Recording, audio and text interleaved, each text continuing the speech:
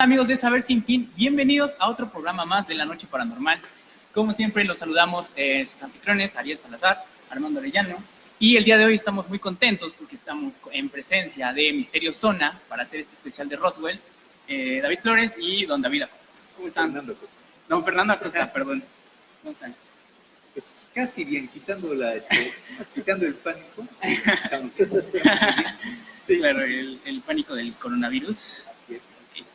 Bueno, recuerden que el episodio de hoy es traído a ustedes por nuestros patrocinadores, son Bigocha Anerzo, calle 40 Norte, 18 Oriente, zona alta de la Plaza Comercial del Campanario, y por el Barrilito 2, Plaza Comercial El Campanario, local A19.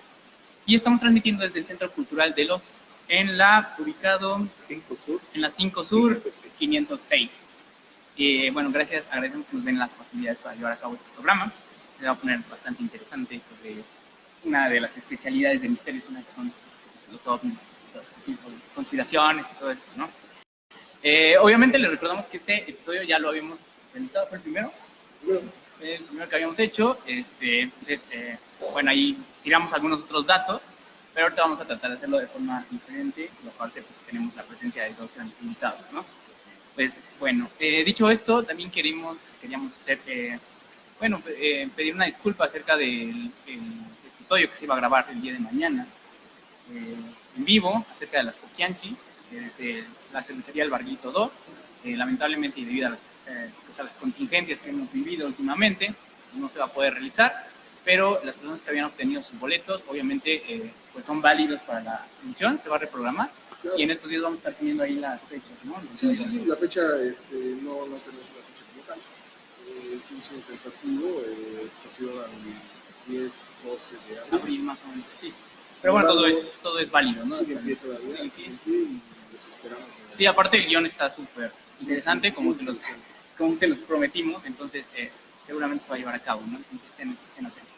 Bueno, pero vamos a comenzar, hoy toca hablar de ovnis y de conspiraciones, de Roswell, creo que el incidente ovni más famoso de la historia. No sé si estén de acuerdo conmigo. Roswell definitivamente da para mucho de qué hablar. Seguramente se nos va a quedar corto esto, pero sí, vamos a tratar de hacerlo, ¿no? Vamos a comenzar el día de hoy. Hasta antes de 1947, Roswell solo era una tranquila ciudad ganadera de poco más de 13.500 habitantes, con una extensión de 77 kilómetros cuadrados, perteneciente al condado de Chávez y ubicado en el estado de Nuevo México. Y no era muy diferente a las ciudades cercanas como Corona, Albuquerque, Socorro y Santa Fe. Sin embargo, esta tranquilidad casi abrumadora llegaría a su final en julio de 1947. En aquel mes ocurriría una serie de acontecimientos que ponían claro que aquella ciudad jamás volvería a ser la misma y la dotaría de una fama mundial para la posteridad. Y la historia comienza así. Primero que nada hay que hacer un comentario, que es lo que habíamos dicho en el primer programa. Como tal, Roswell no es una historia que se haya armado desde un inicio, ¿no? Vamos, no es un acontecimiento que sucedió y que se documentó. Es la suma de varios otros, digamos, procesos, de cosas que sucedieron, ¿no? Acontecimientos ahí pequeñitos. Sí, rompecabezas que se forman. Exactamente. Conforme a las diversas a las historias que se fue recopilando, ¿no? Por el suceso. Claro, realmente no hay como tal una historia de Roswell, sino que se tienen que armar todo este tipo de elementos, ¿no? Y es lo que hemos intentado hacer, de hecho, desde el primer capítulo. Bueno, ¿qué es lo que pasó entonces en Roswell?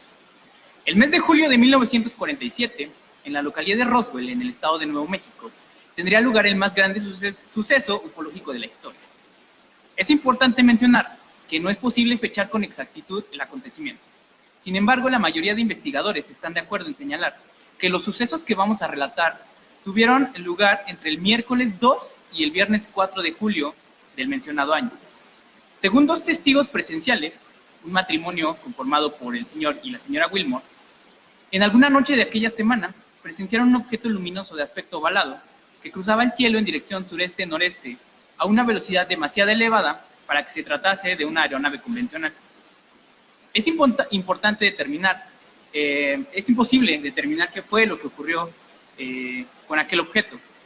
Sin embargo, la mañana del 4 de julio, en algún punto del rancho Foster de aquella comunidad, mientras el aquel entonces capataz William McRussell realizaba uno de sus habituales rondines por el rancho, de pronto se percató de una serie de numerosos restos de lo que parecía ser un accidente de amplias proporciones.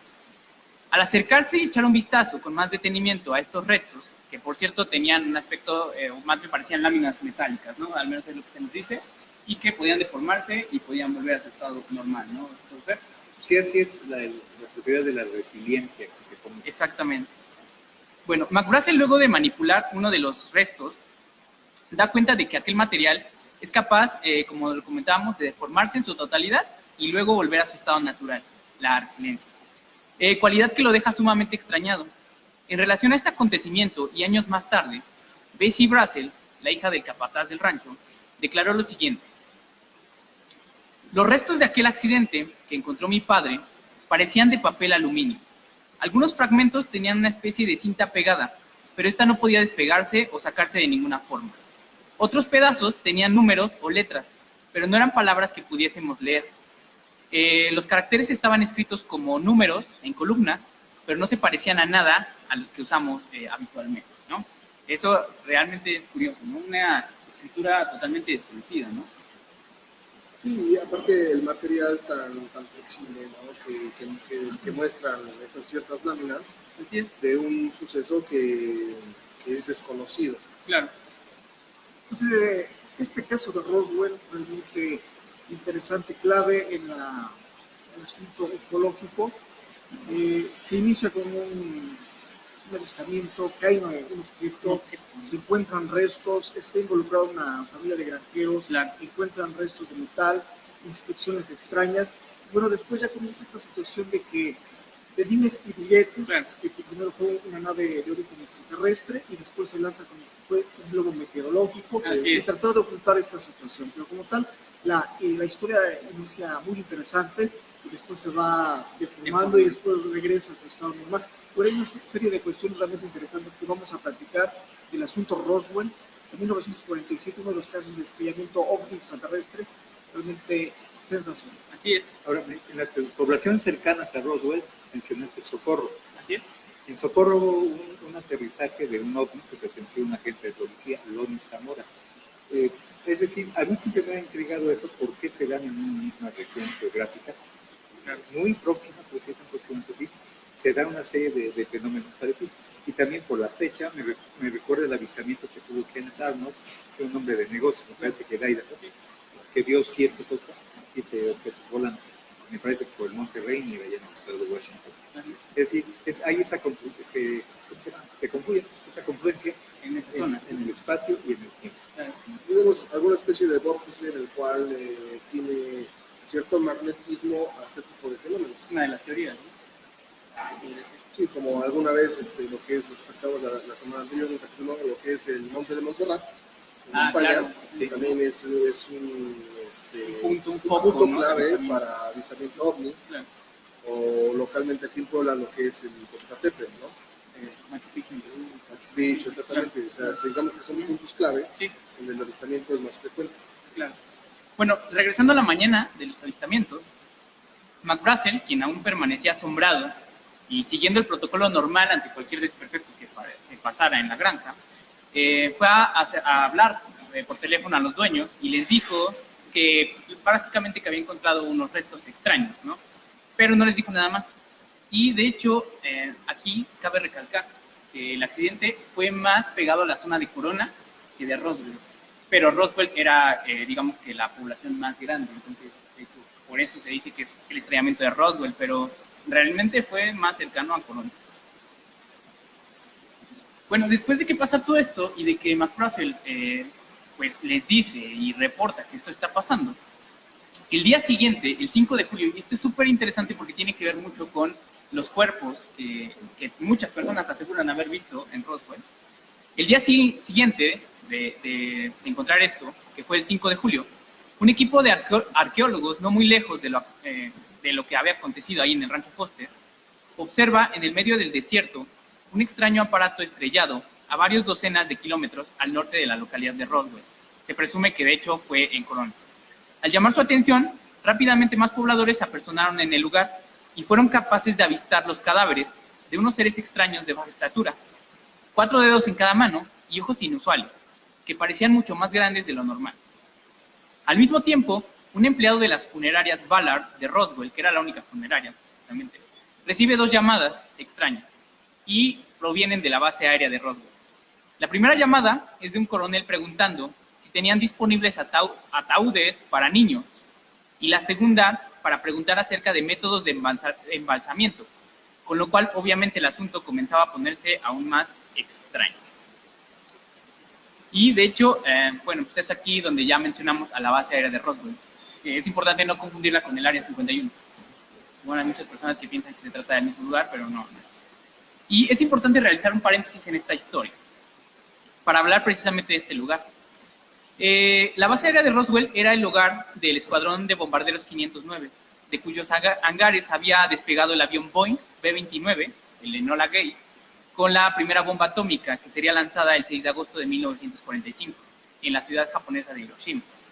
Acontecimiento que obviamente sentaría las bases para el final de la Segunda Guerra Mundial.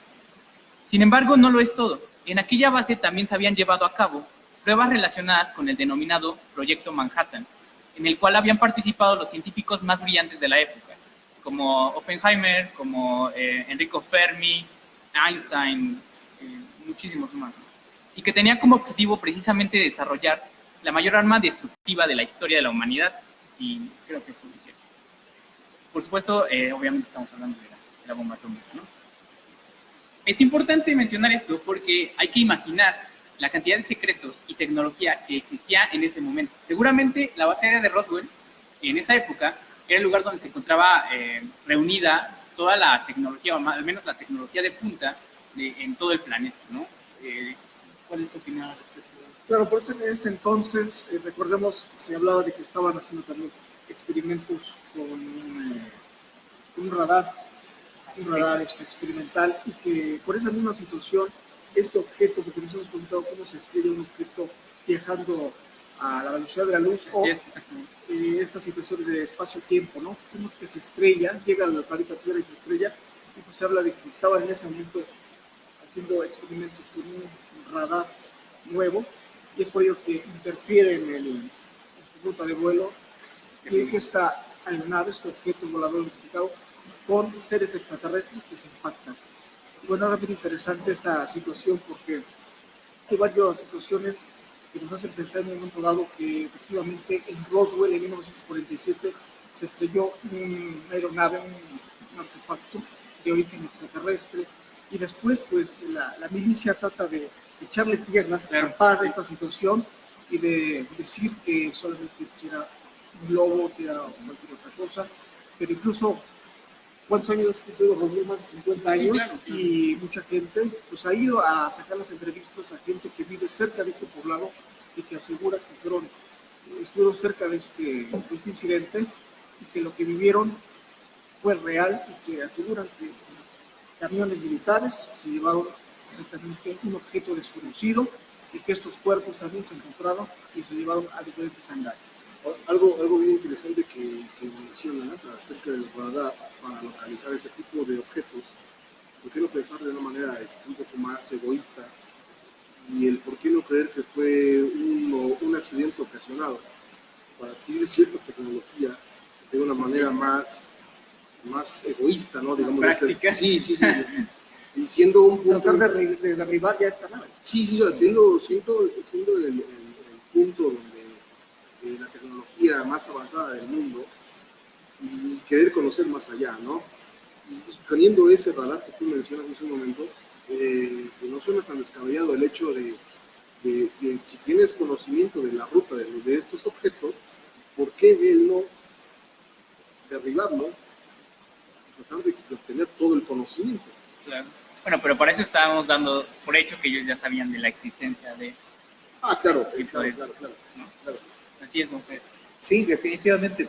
Les mencionaba hace un rato el caso de la población de Socorro, porque esos estudios, como cualquier cosa, en México no estamos acostumbrados a pensar de esa manera, pero los norteamericanos, especialmente el aparato militar, vaya que son sistemáticos, sí. Todos lo estudian, todos los codifican, todos lo clasifican, y obviamente hicieron una prospección del lugar, o sea, a través de toda una recopilación de datos, se iban ubicando patrones, son expertos en eso. Y lo digo porque hay siempre desde los años 70 me gusta mucho la metodología tecnología norteamericana para eso, para ubicar patrones y ver irregularidades y todo. Y definitivamente sí tenía mucha noticia de que por ahí había un corredor de objetos extraños, ¿no? Definitivamente. Ahora también me viene a la mente el caso de Dulce. Dulce también está en Nuevo México, en la observación Apache de Dulce. Dulce, Nuevo México. Nuevo México también. Sí, también.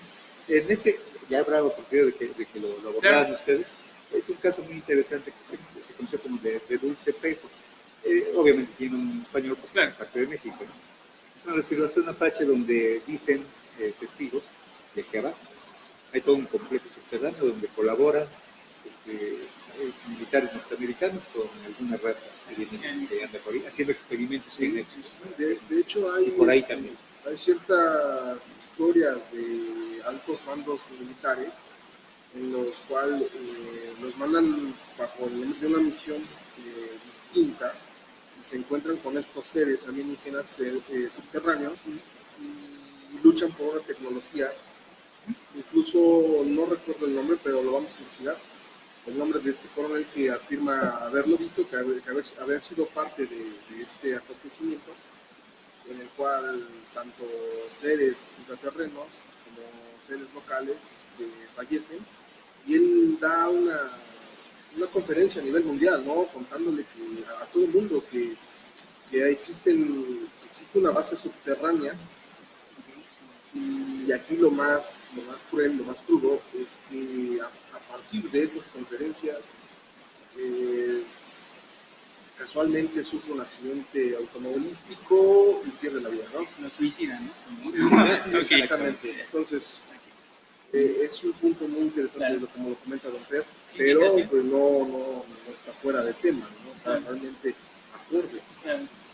Bueno, el 6 de julio, McBrussell, el capataz del rancho Foster, decide acudir a la comisaría de Roswell para informar al sheriff en turno sobre el hallazgo que había realizado aquella mañana del 4 de julio, es decir, hace apenas dos días, ¿no?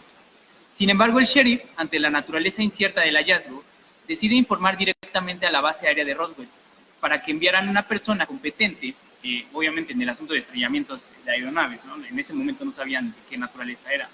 Y aquí entran en escena dos personajes más.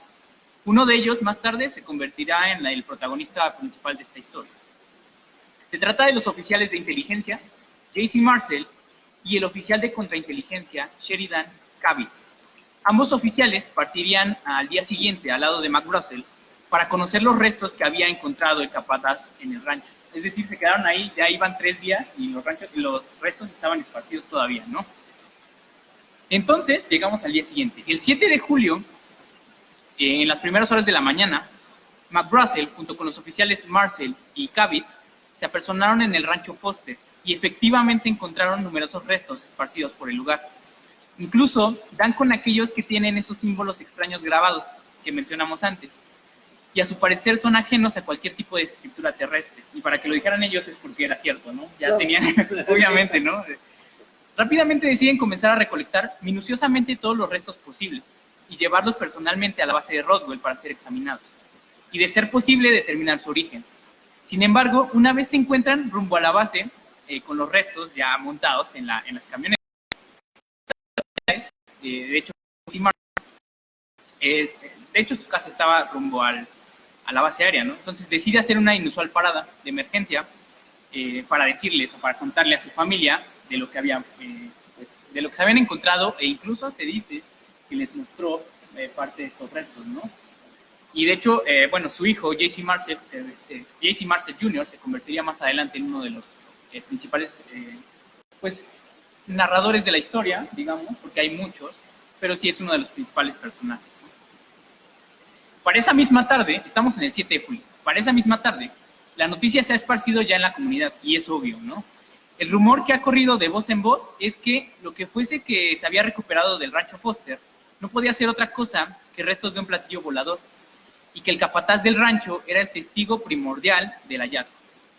Todo esto, aunado a los testimonios de los arqueólogos que afirmaban haber visto esos extraños cuerpos en medio del desierto de Roswell, dejaban claro para la comunidad local que todo ello formaba parte del mismo suceso, y que además todo este asunto tenía una procedencia extraterrestre. Las emisoras locales comienzan precipitadamente a dar información que llegaba a cuentagotas de lo acontecido aquella mañana en el Rancho Foster. Sin embargo, la censura por parte del FBI no se hace esperar, como siempre, y comienzan a llegar los primeros fax amenazando con una inminente clausura permanente a los medios de comunicación que den cobertura al acontecimiento. Y aquí hay un punto súper importante. Antes de 1947, el tema OVNI no es clasificado. De hecho, es más un tema de ficción. De hecho, en el 38 había sido lo de la Guerra de los Mundos y todo esto. Y no había como tal pues, conocimiento de una raza extraterrestre, ¿no? Más que nada era ficción. Y no había nada que clasificar. A partir de este momento es cuando ya la cosa se empieza a poner un poco más grave y ya se dan cuenta que igual como que puede ser cierto, ¿no? Eso es súper importante. Fíjate que aquí es importante ubicar a Charles Boyd, que fue el primer investigador sistemático norteamericano, por cierto, de este tipo de sucesos extraños. Y él se documentaba en la Biblioteca Pública de Nueva York, en revistas científicas. Claro. Y nadie le parecía, aunque eran, bueno, lo que se leía era muy fantasioso, muy extraño, pero a nadie le preocupaba, o sea, no se consideraba la necesidad de poner una censura militar. Okay. En este caso sí, y por lo que estamos haciendo, por la coincidencia de épocas, pues aquí ya tengamos en cuenta que Alamogordo fue donde probaron el prototipo de la bomba atómica también. Sí. Es decir, eso les cayó en una zona caliente, un hotspot que dicen ellos, un lugar muy caliente, y ahí sí entra toda la cobertura y toda la censura posible. Claro, sí. Porque estaban afectando los intereses militares de los norteamericanos. Pero más que nada era por el tema de la bomba atómica, no era más que que estaba detrás de eso. Así es, David. Pues realmente estaba yo checando ahorita, ha habido mucha fuga de información al respecto de estas situaciones. Me llama la atención los testimonios de las personas que tuvieron en su poder estos fragmentos de metal con condiciones raras para los materiales que se han producido en las aeronaves. Y bueno, esta situación pues, suma a todos aquellos que nos interesa si realmente un objeto volador no identificado procedente de otro mundo cayó en este lugar. Otra de las circunstancias es el analizar ese tipo de entidades que vienen dentro del artefacto. Son los llamados seres grises. Así es. Estaban, exactamente. Y bueno, las descripciones de este tipo de visitas durante muchas décadas, los llamados grises o reticulianos de varias razas extraterrestres, y que en ese momento pues se veían ciertos avances tecnológicos y pruebas en esa área, y que bueno, en ese momento, ¿qué hacía esta aeronave sobrevolando ese momento cuando ellos supuestamente probaban un radar experimental, y en ese momento se impacta? Entonces son varios datos que vienen a sumar para realmente descubrir el famoso meollo del asunto Roswell, que para muchos ufólogos y investigadores a nivel mundial realmente pues es una farsa, no sucedió jamás, y para muchos pues sí, realmente defienden esta circunstancia a toda costa. Así es, el santo grial de la investigación ufológica, ¿no? Sí, se cree que Roswell es el parteaguas de la revolución tecnológica a la actualidad. Por las circunstancias del 47 para atrás y del 47 para adelante. Claro. La revolución tecnológica fue trascendental a partir de este acontecimiento, ¿no? Anteriormente vivíamos en un punto en el que las telecomunicaciones, incluso la tecnología, no eran lo que son ahorita. Sí, un salto muy significativo. Bastante grande, ¿no? Incluso 50 años. Incluso, sí, en 50 años, dando pasos gigantescos, saltando escalones grandísimos, ¿no? Entonces sí me atrevo a decir que fue una revolución, fue el parteaguas, Roswell, para lo que estamos viendo en nuestra actualidad. La revolución tecnológica hasta la fecha tiene mucho, yo siento que tiene mucha relación con lo acontecido en Roswell. Así es. Bueno, es una interesante. No, o sea, estaba hablando Armando de esto. Yo recuerdo, en 1967 descubrí la Biblioteca Blanca. Ya estaba, ¿no? Yo la descubrí porque un maestro me mandó a estudiar ingeniería de matemáticas ahí.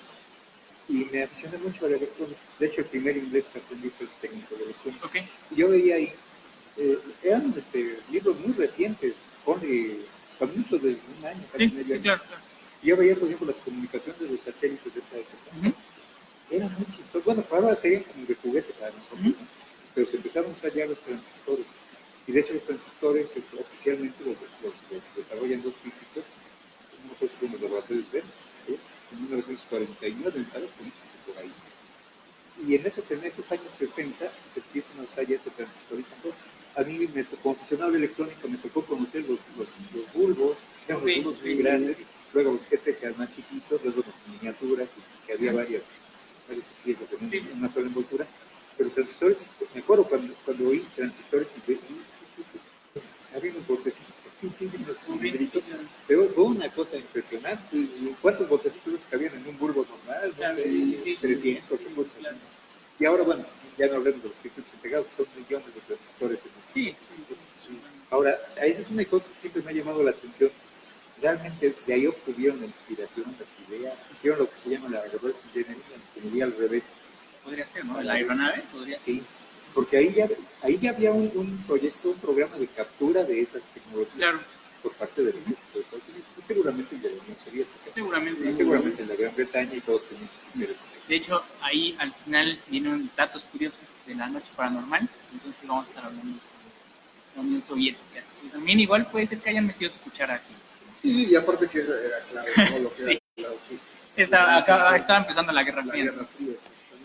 El día 8 de julio de 1947, para mí el día más importante de toda esta serie de acontecimientos, el periódico local, el Roswell Daily Record, es el encargado de soltar la bomba sobre las autoridades de inteligencia militar estadounidenses. La portada dicta: la Fuerza Aérea recupera un platillo volador en un rancho de la región de Roswell.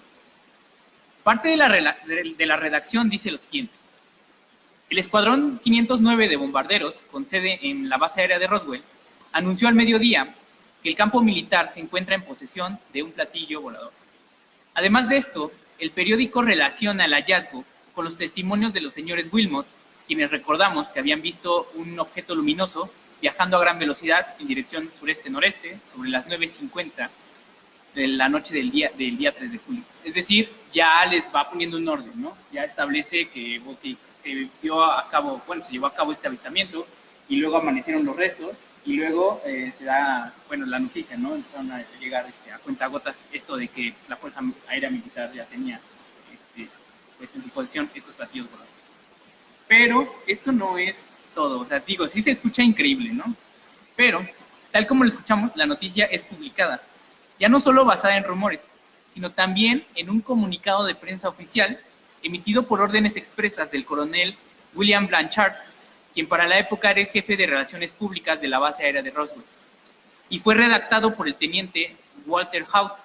Por ende, dicho comunicado contaba con toda la validez necesaria, pues había sido elaborado por al menos 2 autoridades militares totalmente calificadas y acreditadas. Es decir, nadie podía decir o desmentir ese comunicado, ¿no? Al menos en esas horas que estuvo vigente, porque luego vamos a ver que hubo ahí una especie de movimientos. Pero bueno, en este punto ya conocemos que, y de hecho esto es oficial, esto lo pueden buscar, y de hecho en el capítulo pusimos todos los enlaces y todo esto. Este comunicado existe y es emitido por la base aérea de Roswell. Es un comunicado oficial y en ese comunicado dicen que no solo dan por hecho que es una nave extraterrestre, sino dan por hecho que existen y además que hay tecnología y que hay series alienígenas, ¿no? Entonces este comunicado es súper importante. ¿Fue el primero que se dio? Exactamente. El primero que se dio fue afirmando que efectivamente esa noche había tenido una nave extraterrestre. Y después ya viene la otra situación de que tal vez les llamaron la atención y dijeron no tapen todo, otra cosa. Sí, cierto, exactamente. A guardar silencio. Exactamente. Sí, entonces ahí se empezaron a contradecir.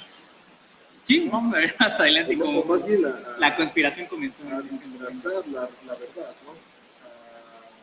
Pues no a desmentir, sino a ocultar ciertas cosas que consideraban que no estamos preparados para saber.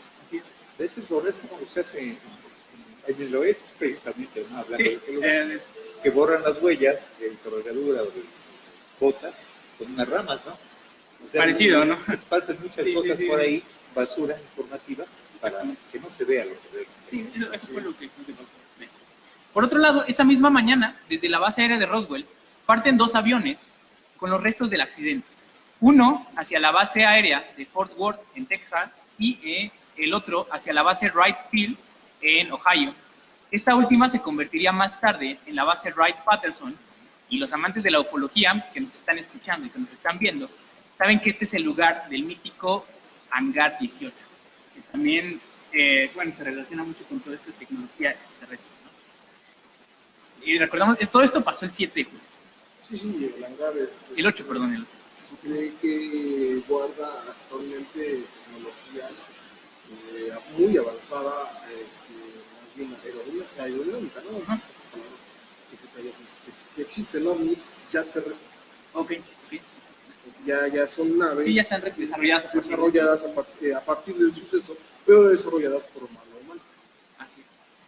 Por la tarde de ese mismo 8 de julio, recordemos, en la mañana se dan estos comunicados, también salen los aviones, y esa misma tarde, y como respuesta a la publicación mañanera del periódico de Roswell, desde la base aérea de Fort Worth, en Texas, o sea, ni siquiera fue desde la base aérea de Roswell, a donde habían sido enviados los extraños restos, sería emitido otro comunicado, firmado por el general Roger Ramey y el coronel Thomas Dubose, que también va a ser súper importante.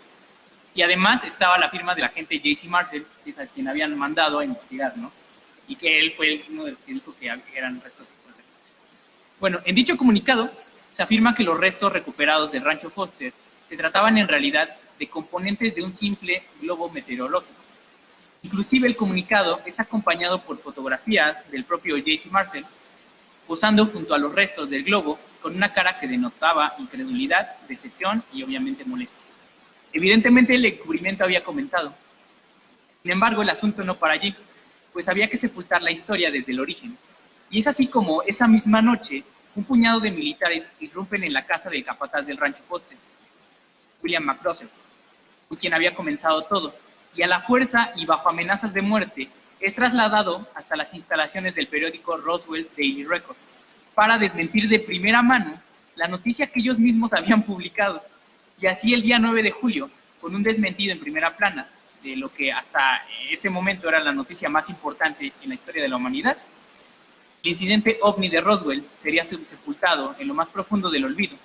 Los testigos fueron silenciados y se borró cualquier rastro que pudiese hacer pensar que algo había sucedido aquel mes de julio de 1945. Y básicamente así se terminó el encubrimiento, ¿no? Se descubre el 4 y en el 9 de julio pues ya esto, en teoría tuvo que haber sido historia, ¿no? Ya se habían encargado de borrar todas estas pistas que habían dejado ellos mismos, ¿no? Porque de hecho ellos fueron los que dijeron que había sido un aparato extraterrestre, ¿no? Fíjate que me recuerda mucho un incidente también en Estados Unidos desde 1893, que llamaban de Mystery Airship, ¿no? La nave aérea misteriosa, porque ahí podemos comparar las dos actitudes diametralmente opuestas. Claro. Se dice que había una nave, es un barco, porque en ese tiempo, finales del siglo XIX, pues se entendía por nave un barco, ¿no? Claro, sí. No había ideas de naves espaciales, ¿no? Sí, claro. De naves aéreas pues tampoco, había algunos experimentitos por ahí. Pero sabe que una nave gigantesca, algo así muy Julio Vernesca, o sea, sí, con hélices y con todo, un barco que veía la gente, me parece que recorrió todo, creo que de California hasta Nueva York se fue, y la veían, todos la veían, se informaba en los diarios, la dibujaban, porque no había todavía, creo que sí hay unas fotos muy antiguas de por ahí, pero en general eran dibujos, y a veces aterrizaba la nave y ahí los lugareños se acercaban a aterrizar. Claro. Y un detalle interesante de ahí es que uno, pero que los tripulantes que bajaban de esa nave, decían, no, pues esto es un invento de un inventor que quiere permanecer en el anonimato y está robando su nave. Claro. Y la gente lo aceptaba como una cosa más natural, no tenía ni idea de que eso no se podía, eso no era posible, sí, claro, al menos con tecnología terrestre. Claro. Y creo que una cosa muy sorprendente es que la única vez que se dijo que los tripulantes no eran humanos, porque decían como lo que después eran los aviadores, los tripulantes del globo aerostático, ¿no? Sí. Con su cachucha de cuero, sus gogles, y para el frío, ¿no?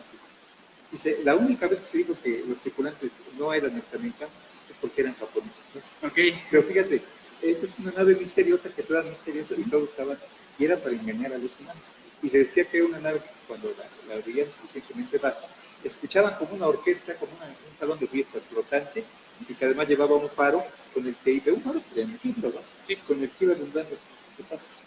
No había ninguna bronca, ni se consideraba algo de una amenaza al territorio estadounidense. Claro. Pero acá ya algo pasó en medio. Sí, algo es algo así, o sea, una cadena de sucesos que los llevó a adoptar esta versión radicalmente distinta, ¿no? De ocultarlo, de Sí, sí, sí. Demorar. Sí.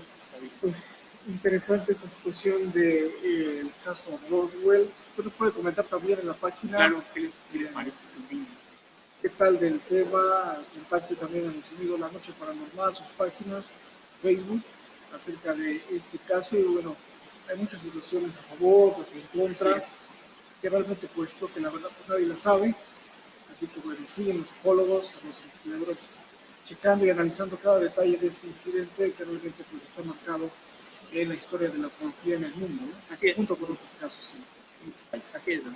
A mí me llama mucho la atención el cómo Marcel, cuando siendo el portavoz, al llegar con su familia, lo primero que dice fue, pues, cayó una nave del espacio, ¿no? Sí, A sí. sus hijos, Sí, de sí. lo que les cuentan. Sí, no les dice una nave soviética. Sí, o sea, claro, el entusiasmo, la emoción que les transmite su familia, ¿no?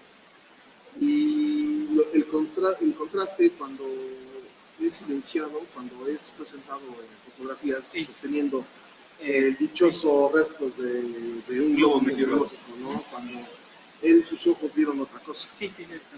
Y como lo mencioné hace un momento, Marcel Jr. es realmente uno de los protagonistas, porque su padre le cuenta lo que vio, lo que vivió, y estando en ese entonces en servicio, y su hijo es quien, tiempo después, saca a la luz lo que su padre Sí, le cuenta, ¿no? claro.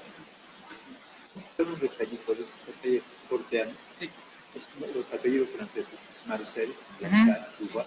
¿Por qué no franceses? David, podría ser irlandés, ¿no? A ver, es francés. David. Pues es un dato curioso de La Noche Paranormal, dado por Misterioso. Y en silencio, perdón. Pero ¿por qué porque la zona no es francesa, si fuera del lado de Luisiana, Nueva Orleans, sí, y ahí está el lado opuesto. Exactamente, ¿no? Es curioso. No, es que Curioso. como sociólogo uno se da cuenta de eso. Bueno, es que podían ser paisanos y había una cierta red de información. Sí, claro. Bueno, recordemos, para este punto ya van dos explicaciones. La primera, que era una nave extraterrestre, y la segunda, que era un globo meteorológico. Bueno, de hecho el caso permaneció así en silencio después de 1947, después de ese 9 de julio, se enterró, y permaneció así 31 años, hasta que en 1978 fue sacado a la luz por el físico nuclear y ufólogo aficionado de nombre Stanton Friedman, quien fue el primero en escuchar y prestarle importancia debida a la historia del agente Marcel y el capataz McCrory, quienes tuvieron entre sus manos pruebas de materiales no humanos, no terrestres más bien. Sin embargo, y pese al interés de Friedman por esclarecer el asunto, lamentablemente ya era demasiado tarde, pues para esa época el capataz ya había muerto y la mayoría de los testigos habían sido reubicados. Ya casi no había testigos de primera mano de aquel suceso, y las pruebas de que algo sucedió en aquella ciudad eran sólidas, pero muy escasas. Y así la historia nuevamente sería olvidada, pero esta vez con la promesa de que el silencio sería más corto, y la noticia del acontecimiento regresaría con mayor fuerza que nunca. Y aquí viene una tercera explicación. Serían precisamente 16 años después, en febrero de 1994, tras una exhaustiva presión por parte del congresista Stephen Schiff, con más de 30 votos a favor, metió una iniciativa y obtuvo más de 30 votos a favor, que lograron que en conjunto el Departamento de Contabilidad de Estados Unidos, mejor conocido como el GAO, realizara una auditoría al Departamento de Defensa, con el único objetivo de identificar y presentar cualquier información relacionada con el caso Roswell y cualquier otro accidente aéreo que hubiese ocurrido pues en 1947. Tras esta presión, y como respuesta indirecta a la solicitud, es decir, no fueron tan evidentes, ¿no? La Fuerza Aérea Estadounidense, la USAF, decide presentar una tercera explicación referente a lo ocurrido aquel verano de 1947. En dicha explicación, la USAF menciona que aquello que la gente vio y que confundió con platillos voladores, en realidad se trataba de una serie de globos meteorológicos pertenecientes al proyecto Mogul, que fue desarrollado entre junio y julio de ese mismo año, en la base militar cercana de Alamogordo, como lo comentaba. Dicho proyecto tenía como objetivo detectar a nivel atmosférico las ondas generadas por supuestas pruebas de bombas nucleares que se estaban desarrollando en la Unión Soviética. Sin embargo, en sus más de 1000 páginas no presentaba explicación alguna sobre los supuestos cuerpos que los testigos habían presenciado a raíz del supuesto accidente. Mientras este informe era presentado por la USAF, la Oficina de Contabilidad presentó los resultados finales de la auditoría que habían realizado. Y ya podemos adivinar lo que encontraron. O sea, no encontraron nada. De hecho, la GAO dijo que los documentos de la base, datados entre 1945 y 1949, habían sido destruidos completamente. No había registros, ni mensajes, ni transcripciones. Simplemente se habían deshecho de toda la información correspondiente a ese periodo. Es una coincidencia extraña, ¿no? Fíjate que las explicaciones se volvieron, creo que había una competencia. Hubo un caso muy bueno, una celebridad después, Joseph Allen Hynek, un astrónomo de la Universidad el proyecto Libro Azul, ¿no? De Northwestern, que él dijo, y existe de filmación de eso, yo lo había alguna vez en televisión, donde dice, no, lo que vio era gas de los pantanos, ¿no? Ok, sí. Brilla, te vuelve a fosforecer, y se lo fotorreo, ya te imaginas cómo, Sí, ¿no? sí. Hasta sus mismos colegas. Pero parecía que había una competencia, cada uno decía su explicación, cada una más tonta, ¿no? Claro. Como cuando unos pilotos persiguen un ovni, no, es que era el planeta Marte que estaban viendo el Claro, sí, así, exactamente. La respuesta más Exactamente. sensata es la más ridícula, ¿no? Sí, exactamente. Así es, David. ¿Cómo ves esta explicación? Interesante el caso, ya que ahorita lo estamos desmenuzando, ¿no? Como claro. la historia la conocemos, los incidentes, los relatos de las personas, y después de tratar de tapar esta situación, cómo finaliza. Y bueno, ya esta es una leyenda, incluso bueno, ya tiene ahí un museo de Roswell, han salido y surgido series, películas, se han escrito y corrido tantas líneas de tinta acerca del caso Roswell, y que bueno, realmente creo que se nutre más, ¿no? Claro, sí, exactamente, sí, claro. En los años, los amantes y apasionados del tema UFO extraterrestre, pues quieren saber la verdad, ¿no? Así es. Lo que me deja ver aquí esta situación de esta historia es ahí, hubo algo turbio, hubo algo que sí se trató de ocultar. No sabemos realmente el origen, si vino fuera de este mundo o hay un proyecto ultra secreto o de otras naciones, no sabemos, pero sí hay algo que realmente detrás de esta situación que debemos investigar, y todos los apasionados e investigadores del tema ufológico pues deben seguir. Así es también. La teoría que tocas, David, es muy interesante porque no podemos descartarlo, ¿no? Las leyendas que se encontraban dentro de una guerra fría. Bueno, sin embargo, pues, no podríamos asegurar nada, ¿no?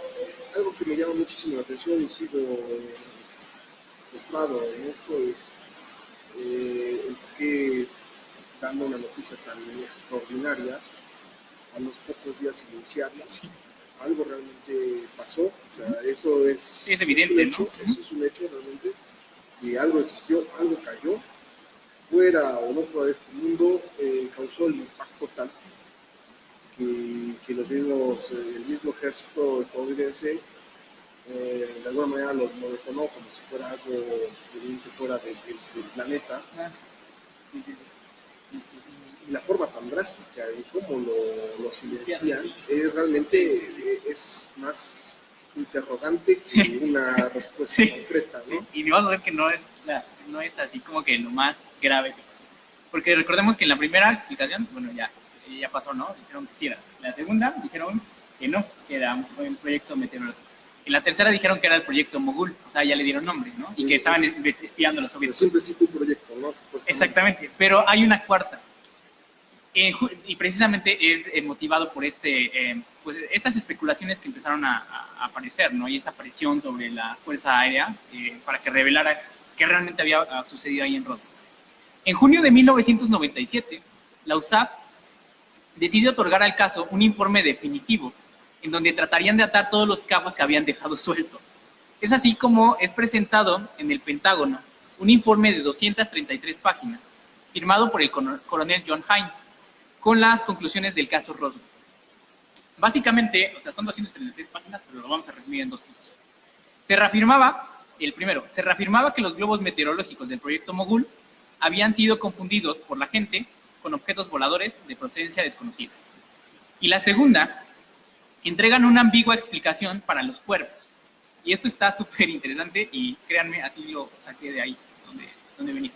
Según la USAP, aquellos avistamientos de cuerpos inusualmente extraños en realidad eran un producto de una confusión de memorias, puesto que aquellos avistamientos en realidad correspondían a recuerdos erróneos de pruebas aéreas de paracaídas de la USAP, realizadas con muñecos de impacto o dummies, pero que aquellas pruebas habían sido realizadas entre 1953 y 1959, por lo que no coincidían con el periodo que reportaban los testigos. Según el informe, estos últimos simplemente estaban confundiendo los recuerdos y ubicándolos erróneamente en el mismo periodo del supuesto incidente Roswell.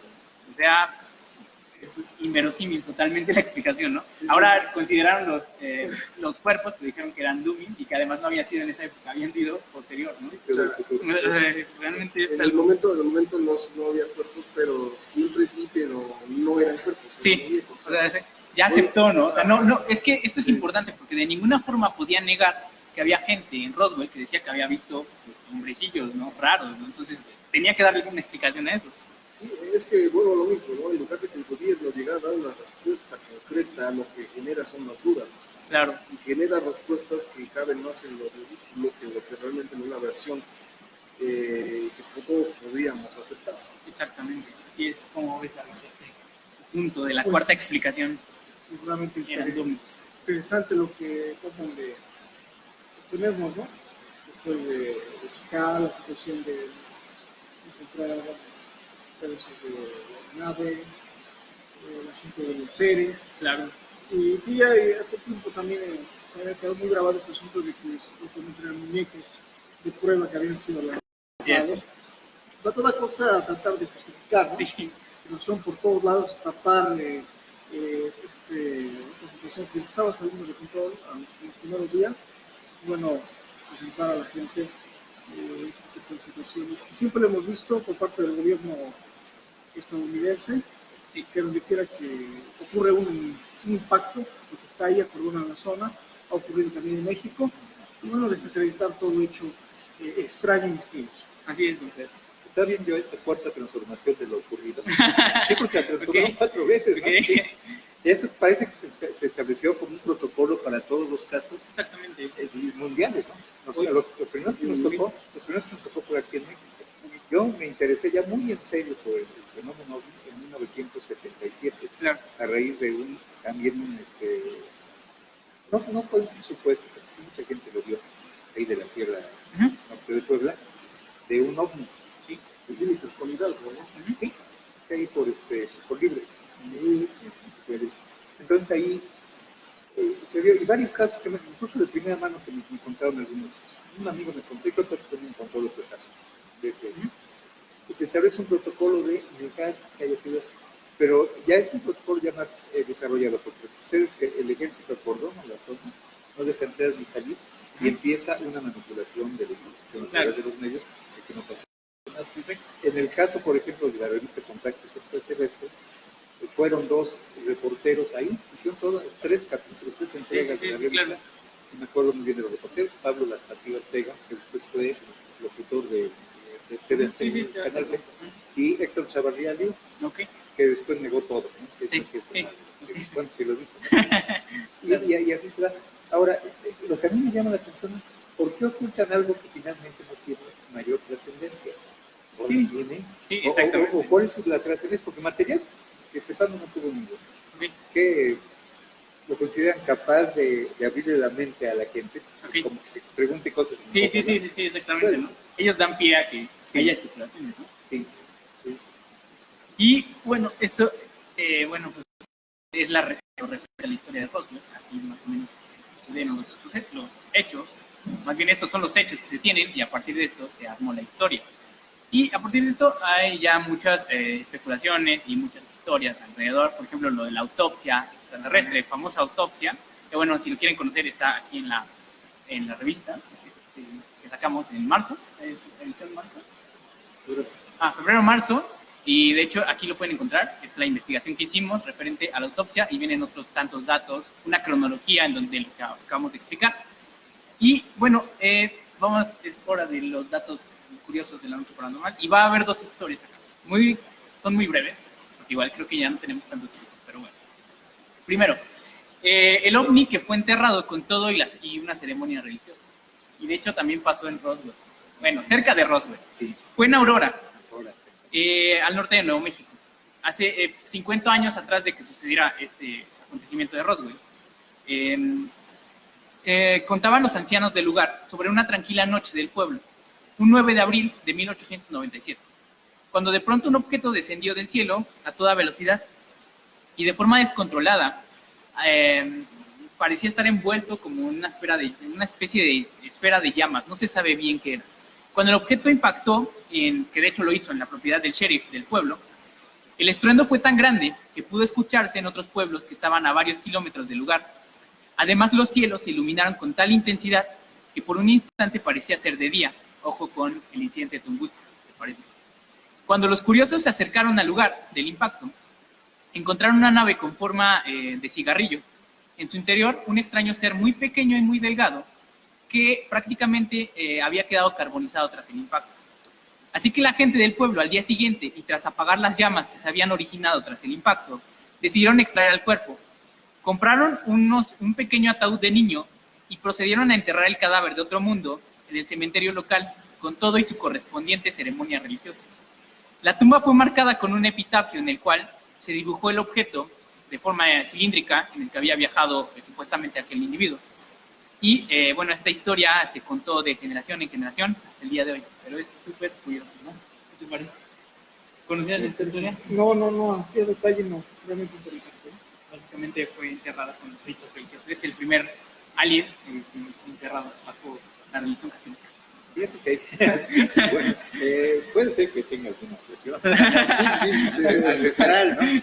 Fíjense que ese punto es un punto que a mí me interesa. Siempre me ha llamado la atención la confusión entre seres alienígenas. Alienígena quiere decir que nació, se generó en un lugar ajeno o extraño, ¿no? Con seres mitológicos, ya sea de una mitología religiosa o de otro tipo. Claro. Porque también puede ser que les recuerde algo, alguno de sus mitos, y recordemos que todo mito tiene un origen. Claro, sí. Entonces puede ser que no haya sido el primero que haya caído por ahí, claro, sino que haya recuerdos tal vez de los primeros colonizadores o tal vez de antes, de los nativos de allá, que llegaron los colonizadores, que hubiera pasado varias veces, que no es frecuente, no es raro en el fenómeno ovni que en un mismo lugar, una zona, pasan las cosas. Sí, de aquí viene entraría la teoría del antiguo astronauta, ¿no? Los dioses antiguos de cada civilización. Ok. ¿Podría ser relacionado entonces? Pues, por ejemplo, no sé, en algún punto religioso, estos seres pueden parecerse mucho a los ángeles o alguna deidad, cumple con las mismas características. Okay. Dependiendo la tribu, el lugar y las circunstancias. Ya digo, como bien lo dice, ¿no? Cada mito tiene un fundamento y tiene algo histórico que va pasando de generación en generación y que se queda siempre guardado. Siempre detrás de los mitos o de las leyendas siempre hay una parte de verdad. Entonces, por eso hay que tomarlas pues muy cuidadosos, ¿no? Hay que ser cuidadosos en la parte diferenciar qué parte es real y qué parte no. Y ahí les va el segundo dato de la noche. Este está súper curioso. Seguramente va a generar un debate entre ustedes que nos están viendo y entre nosotros que estamos aquí. Obviamente el incidente Roswell tuvo lugar durante los primeros años de la Guerra Fría entre la URSS y Estados Unidos.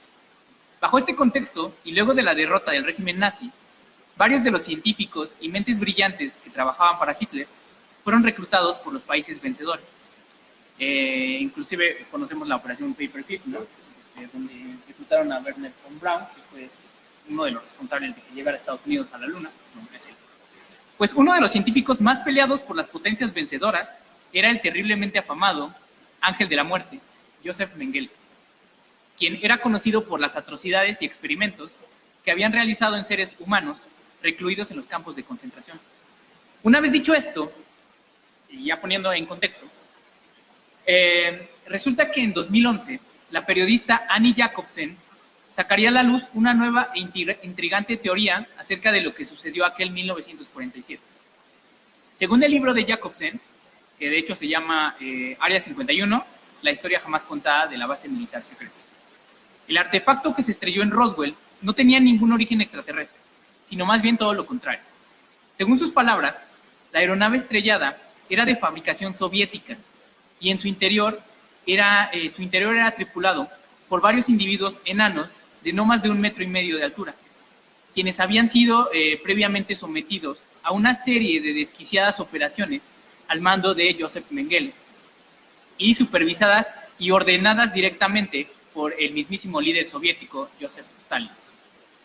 Jacobsen afirma, entre muchas cosas que afirma en el libro, pero esto es lo que me parece más interesante, afirma que la tarea encomendada a Mengele era modificar los rasgos de estas personas para que dieran la apariencia de provenir de otro planeta. Así que sus cabezas fueron hinchadas con líquido y sus ojos fueron rasgados para que parecieran más grandes de lo normal, entre muchas otras cosas. Según la periodista americana, el objetivo de Stalin al enviar estas naves a estrellarse en territorio americano era crear la ilusión de que estaban siendo invadidos por otros mundos y así generar un gran pánico social, como había sucedido en 1938 durante la legendaria transmisión de Orson Welles, La Guerra de los Mundos. Y de hecho, Stalin estuvo muy al pendiente sobre lo que pasaba en Roswell. Se dice que inclusive el periódico que lanzaron de Roswell, el Daily Record, estuvo sobre su oficina en el Kremlin, ¿no? El plan de Stalin en un principio salió a la perfección. Sin embargo, los ingenieros soviéticos que construyeron la aeronave olvidaron borrar unas inscripciones en alfabeto cirílico, que es la base del ruso, del bosnio, del ucraniano. Supuestamente eran los extraños símbolos que encontraron, ¿no? Que es lo que comentábamos durante la narración del guión, que tras ser analizados por los científicos americanos, pusieron en evidencia el plan soviético y así fue desmentido y guardado en los archivos americanos bajo la etiqueta de Top Secret. Entonces, podría ser también tuviese relación no solo con la Unión Soviética, sino también con los nazis. Bueno, tiene que ver con la tecnología de desinformación, o sea, con la contrapropaganda de la Segunda Guerra Mundial. Claro. Recordemos, creo que lo mencionaron también en el programa pasado, el sábado pasado, sí, había división, o sea, departamentos, secciones, precisamente para crear falsas apariencias. Claro. Y una, por ejemplo, famosísima inglesa, me acuerdo de Dennis Witty, que era un satanista ocultista, todo eso. Juntaban a gente de mucha imaginación y de conocimientos muy perturbadores para aterrorizar al enemigo. Pero también me parece que también fue en la Gran Bretaña, donde crearon un ejército que no existía, un ejército inflado, ¿no? Sí. ¿Para qué? Para despistar a los aviones espías de alemanes de que ahí no había nada, ¿no? Entonces no sería extraño que Stalin simplemente haya seguido haciendo lo que hacían durante la guerra. ¿Así? Puede ser, fíjate, así tan descabellada como suena, tiene un antecedente histórico y muy reciente para entonces. ¿Cuántos años? Como 4 años, ¿no? Lo pudo haber hecho. Ahora también puede sonar distinto el hecho, bueno, a los nazis se les relaciona mucho que obtuvieron de alguna forma tecnología alienígena en algún punto de la historia que no está desclasificado, pero existe mucha gente que afirma que los nazis tuvieron ese tipo de tecnología. Y recordemos que Hitler y Stalin tenían una relación de saber quién se traiciona a quién, pero nunca somos cercanos, ¿no? Exactamente, somos aliados, ¿no? y enemigos, ¿no? Después del derrocamiento hacia el nazismo, el gigante renaciente que es Estados Unidos, ¿por qué no suponer que se adentra todo este tipo de conocimiento para de alguna manera desviar cómo son, cómo operan o cómo es su tecnología, poder mandar una especie de señuelo hacia su país para desviar un poco la atención y tratar de recopilar todo lo ya obtenido por la Unión Soviética en ese entonces y los nazis? Fíjense que hay una novela interesante. Yo la leí hace unos años, me la prestó un amigo que se llama Los 6 días del Cóndor. Luego le hicieron película, pero le quitaron 3 días por ser muy cara. Pero es una cosa, tiene un thriller, ¿no? Clásico de esas épocas, principios de los 70. Pero resulta que es una división supongo que es de la CIA, de Estados Unidos, que se encargan ahí de leer todas las novelas de ciencia ficción, esas que aparecen ahí en los puestos, en los supermercados, todo, ¿Por qué? Buscando algún indicio de alguna cosa que esté desarrollando por ahí el enemigo, en este caso la Unión Soviética. Claro. Y ese preámbulo es, pues nada más hay que darle una leída a las novelas o ver las películas, cuando menos, de Ian Fleming basadas en James Bond, porque nos está dando todo ese tipo de manipulación, sí, claro, esas tecnologías engañosas y todo ese asunto. Y bueno, sabemos que Ian Fleming trabajaba en la inteligencia británica, claro, sabía de lo que estaba hablando, ¿no? Tenía información. Porque es eso lo que tiene, de eso se trata James Bond, ¿no? Exactamente. De ese tipo de operación. Así es. ¿Qué piensas acerca de esta teoría? Pues polémica las circunstancias que planteaste. Ahorita desde el inicio al final vamos entendiendo que vienen muchas situaciones que se nos escapan y que también la gente que nos ve ahí siguiendo, pues tiene una idea más clara de cómo estuvo para el panorama de lo que ocurrió realmente en Roswell en 1947. Te quiero comentar qué libros hay realmente recomendables para leer acerca del asunto Roswell. Bueno, de hecho, usamos varios para basarnos obviamente en este guión. Uno fue obviamente el de Annie Jacobsen, el otro es un libro es muy bueno, de Javier Sierra, un escritor español, ecólogo, investigador y todo esto. Se llama Roswell, Secreto de Estado, y el otro es el libro ya debe de tener más de 25 años. Y otro que es Expediente Roswell, de José Antonio Caravaca, que es también un excelente ecólogo, ¿no? Investigador. Y bueno, hay muchísimos otros más, pero realmente pues, son parte de los libros que usamos para el guión, entonces realmente aquí van a encontrar mucha información si quieren ir más a detalle. Pero bueno, esto, no sé si hay algo más que agregar, alguien de aquí de la mesa. No, la verdad es que es un tema pues, para mucho, tanto teorías como distintas explicaciones. Hasta tratar de genial algo, realmente es muy extenso, la filogenia está bastante grande. Sí. Pues es un tema para mucho, la verdad, por lo que se ha dado, pues deja más preguntas que respuestas. Sí, exactamente. Y bueno, para tratar de, ¿qué te parece si en algún momento lanzamos otro programa? Sí, sería interesante. Para darle un poco más de seguimiento ya con otras teorías, pero pues mientras me quedo con lo ya leído y lo ya escuchado. Y con eso. ¿En conclusión, don Fer? Pues sí, que ya con toda esta información sí se abre la mente, y todo es posible, ¿eh? Todo es posible. Puede ser desde que hayan sido efectivamente extraterrestres que se llevan aquí en la Tierra, a que todo haya sido una maniobra de contrapropaganda del enemigo, cada uno con su enemigo. Que es algo sumamente plausible. También es Pues múltiples teorías al respecto y que no se pierdan los próximos programas acerca del tema Roswell.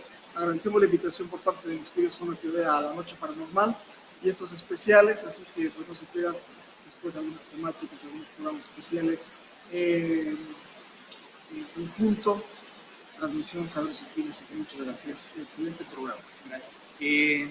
¿Algo más, David? Saludos, hola de la salud. Saludos, Miri. Gracias. Morchis. Saludos. Un abrazo. Gracias. Muchas gracias. Amador, gracias. Hola, Stephanie, gracias. Santiago. Gracias. Muchas gracias. Laura, gracias.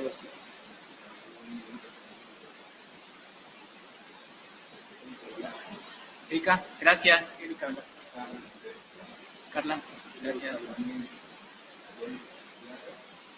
Gracias, Alel, saludos. José, gracias.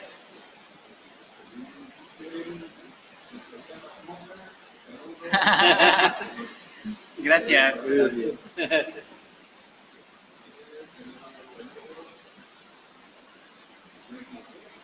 Gracias, Grace.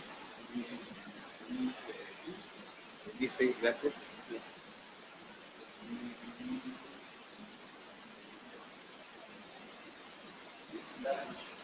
Gracias, Pilar. Gracias por seguirnos a todos. Bueno, agradecemos a ustedes que nos han estado viendo, que han estado escuchando. Y ahí va otro.